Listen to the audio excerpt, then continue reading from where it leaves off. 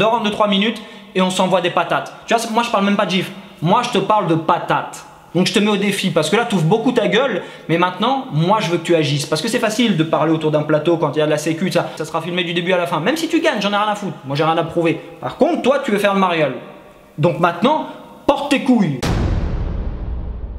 Salut mon lapin, écoute, je fais un test parce que là j'ai un peu peur que le pull blanc soit complètement éclatant et que le visage soit trop sombre. Je verrai bien au montage et puis si c'est dégueulasse, eh bien je ne recommettrai pas cette erreur une deuxième fois. Et une fois de plus, désolé pour la tronche de déterré, mais c'est juste qu'avec le bébé tu commences à avoir l'habitude. Je galère pour dormir. Écoute, aujourd'hui est repassé dans l'émission. Alors déjà je te lis l'intitulé de la séquence. L'homme qui a giflé Emmanuel Macron condamné. Il s'exprime avec son avocat. Je rappelle que j'avais déjà produit une vidéo sur celui-ci lors de son premier passage dans l'émission qui apparaît juste au-dessus. Et si tu as déjà vu ce fameux ADV précédent, à ton avis, aujourd'hui, à qui vais-je m'en prendre à nouveau? Et cette personne est Raymond. Oui, je vais lui éclater la gueule, mais sévèrement, hein. C'est-à-dire que je vais même l'appeler à... non, là j'allais spoiler. Je suis chafouin là, j'aime pas du tout son attitude. Tu le sais en plus que quand je suis fatigué, au contraire, moi je m'excuse, mais toi au contraire tu devrais t'en réjouir puisque plus je suis fatigué, plus je rentre dedans, moins j'ai de filtre. Mais avant cela, je t'invite à liker cette vidéo puisque je suis quelqu'un d'extraordinaire. Je le prouve une fois de plus. Je t'invite à la commenter, même si tu n'as rien à dire. Tu mets 1, 2, 3, 4, 5, 6, ce sera déjà très gentil. Parce qu'il faut remonter les stats, il faut les remonter. Abonne-toi si ce n'est pas déjà fait. Active cette petite cloche de merde et pense à partager. Pense à partager, parce que ça je le sais, tu ne le fais jamais. Mais ça c'est égoïste. Oui, tu es trop possessif surtout, hein. Tu es trop possessif. Et moi ça a tendance un petit peu à m'étouffer. Et Juan Branco, tiens, vous en tant qu'avocat, est-ce que vous comprenez le geste de... Moi, j'ai pas à comprendre ou ne pas comprendre le geste. Ce que je vois, c'est que cet homme a fait de la détention alors qu'il n'avait pas de casier. Dans une situation où, lorsque vous voyez l'impunité qui règne dans ce pays, il y a un tweet de Julien Courbet d'ailleurs, je ne sais pas si vous l'avez vu sur cette affaire qui a fait beaucoup de bruit, où il raconte que son père a été écrasé par un chauffard ivre, 3 mois avec sursis. Là, pour le coup, ce n'est pas des problèmes qui se posent lorsque ça touche les puissants de notre pays.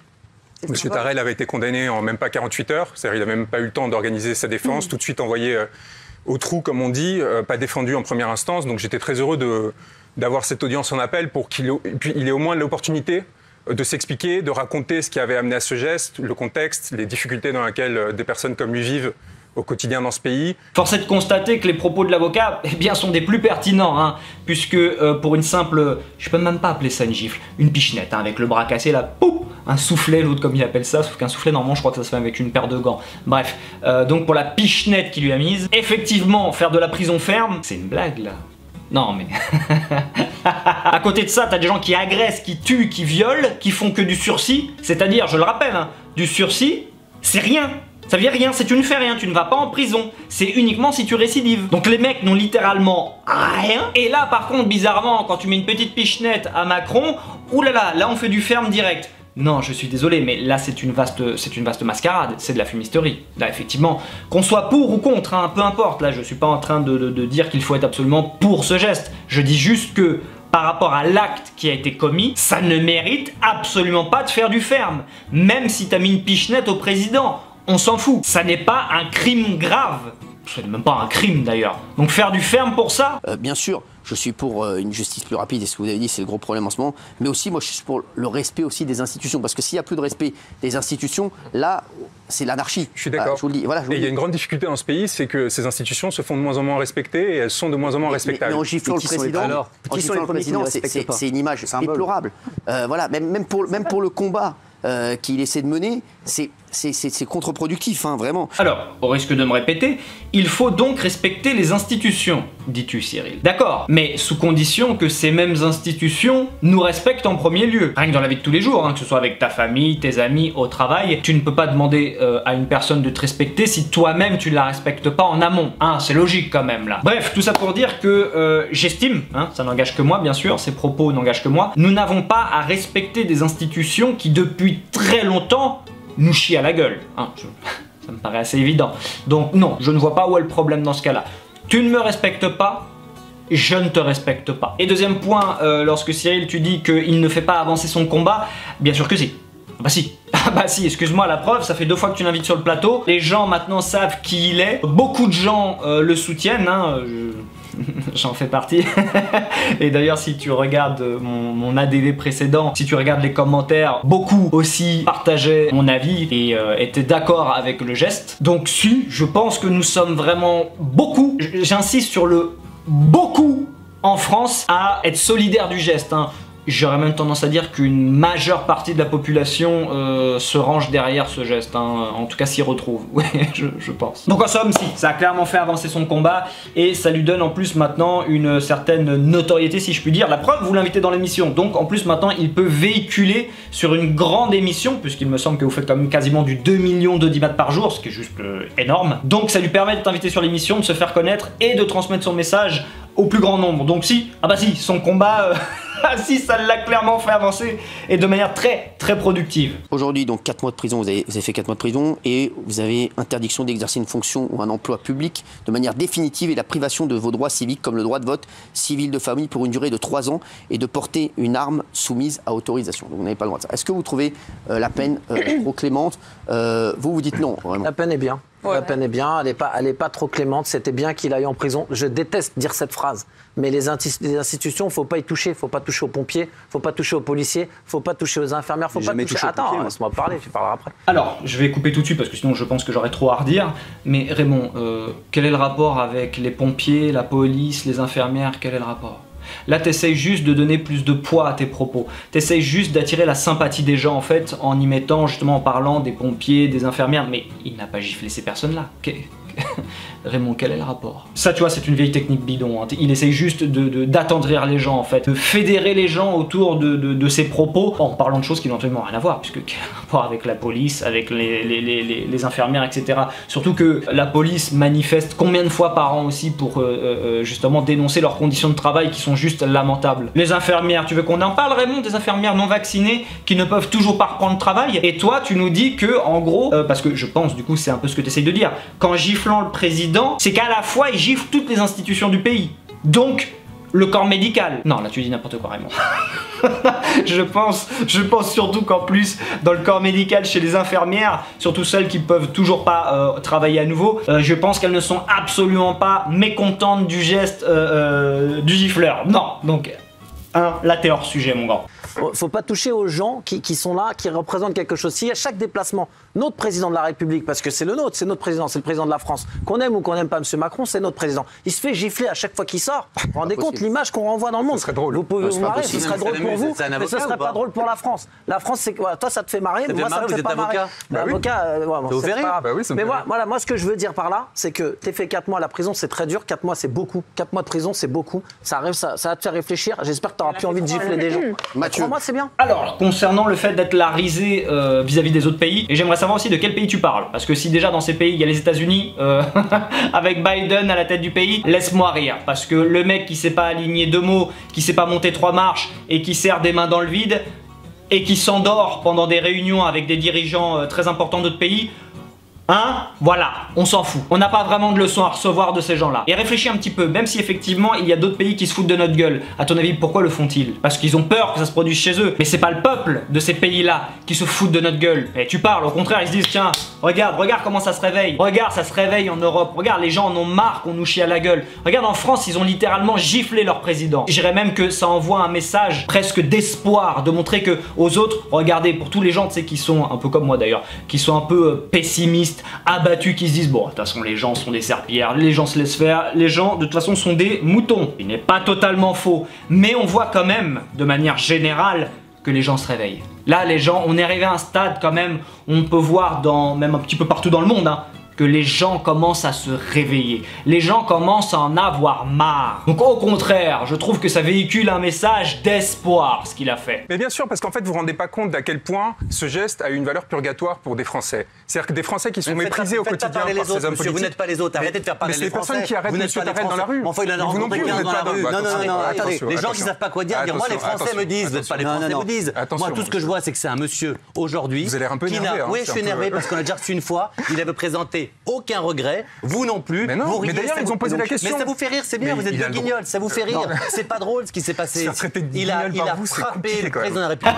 Mathieu, t'es gentil, mais tu as commencé par fermer ta gueule. Étonnamment, quand t'as Booba qui vient dans l'émission, alors que lui, plus d'une fois, tient des propos homophobes dans ses chansons, Ta grande gueule, on l'a pas entendu. Toutes les semaines, vous recevez des racailles sur le plateau qui foutent la merde. Bizarrement, là, t'es pas aussi virulent. Et toi aussi, évite de parler au nom de tous les Français, car tu ne nous représentes absolument pas. Ce que je comprends pas, c'est qu'il y avait d'autres moyens. Si vous lui aviez dit, je pense que vous l'auriez encore plus blessé, même en lui disant les choses devant lui, plutôt que de le gifler. Le gifler, vous vous rendez pas compte, c'est dramatique et puis ça envoie un message dans la tête des gens, dans la tête de tous les gens qui voient le président se faire gifler. Vous vous rendez compte ou pas? C'est dramatique. Le geste, c'est quand même gifler le président.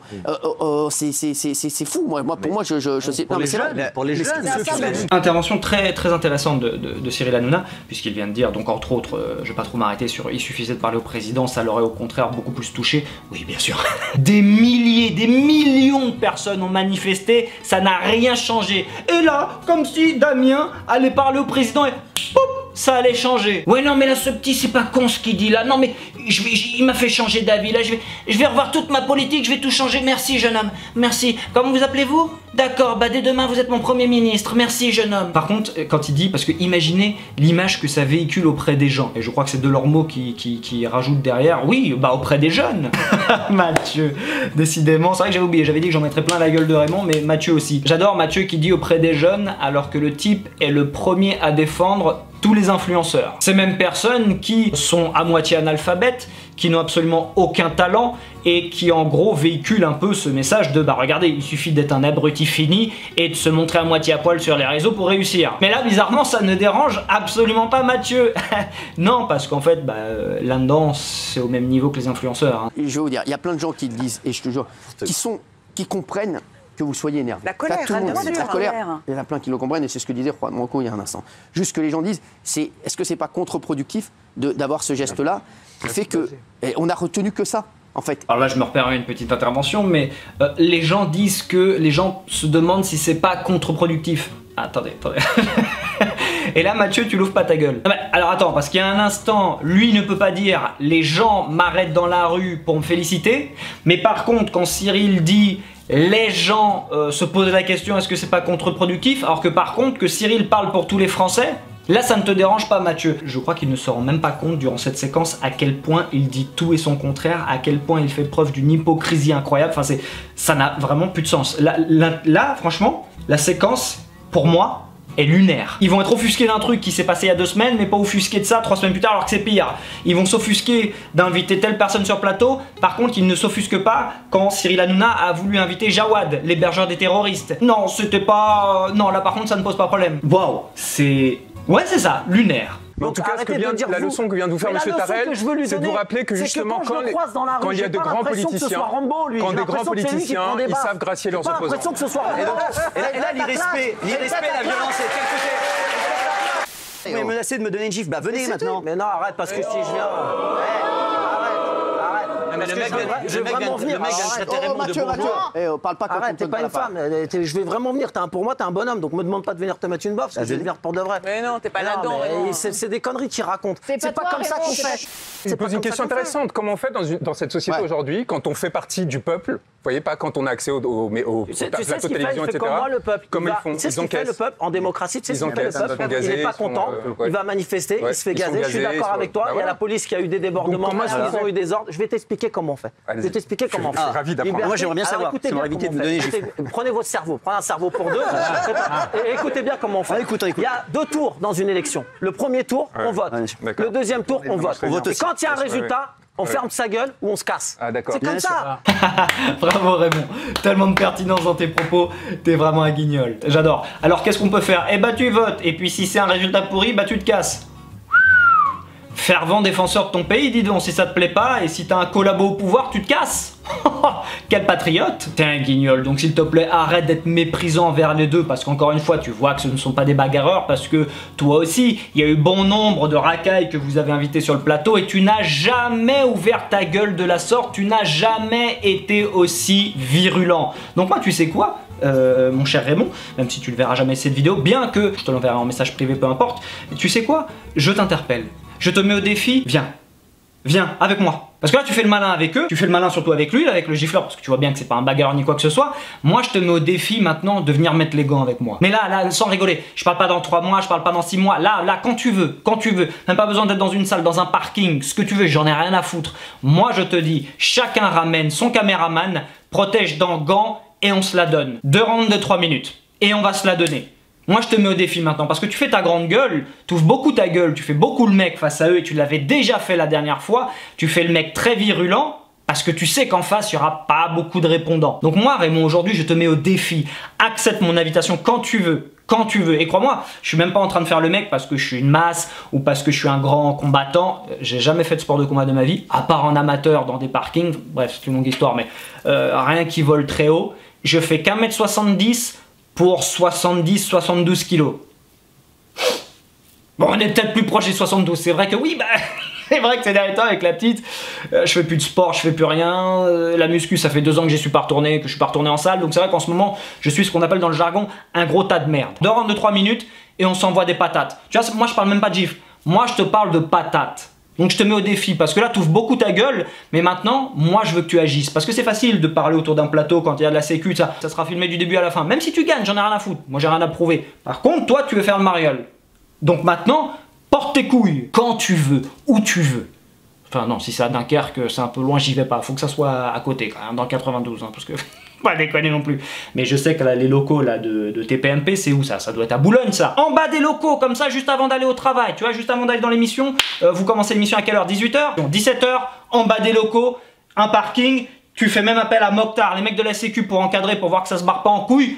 On se fait ça dans le parking, y a pas de problème. Tu prends ton caméraman, je prends le mien. Allez, quand tu veux. Mais là, ce que je n'aime pas du tout, c'est que déjà, comme la première fois où le mec était venu, c'est que tu es très très virulent avec lui, alors qu'à côté de ça, vous invitez, mais des fois, des merdes humaines pas possibles dans l'émission, et tu ne mouftes pas. Et tu restes très gentil et courtois avec eux. Donc je vais aller vérifier mon lapin, je vais aller vérifier s'il a un réseau social, s'il a Instagram ou je sais pas quoi. Je t'invite d'ailleurs à lui partager cette vidéo. Bref, c'est tout pour moi. J'espère t'avoir prouvé une fois de plus que j'étais extraordinaire. Si ce n'est pas le cas, mais excuse-moi de te le dire, mais c'est qu'à l'image des chroniqueurs, eh bien tu fais preuve d'un manque de bon sens total. La petite toune, comme tu peux l'entendre, gazouille comme un vrai petit fauve. Je sais pas si on l'entend.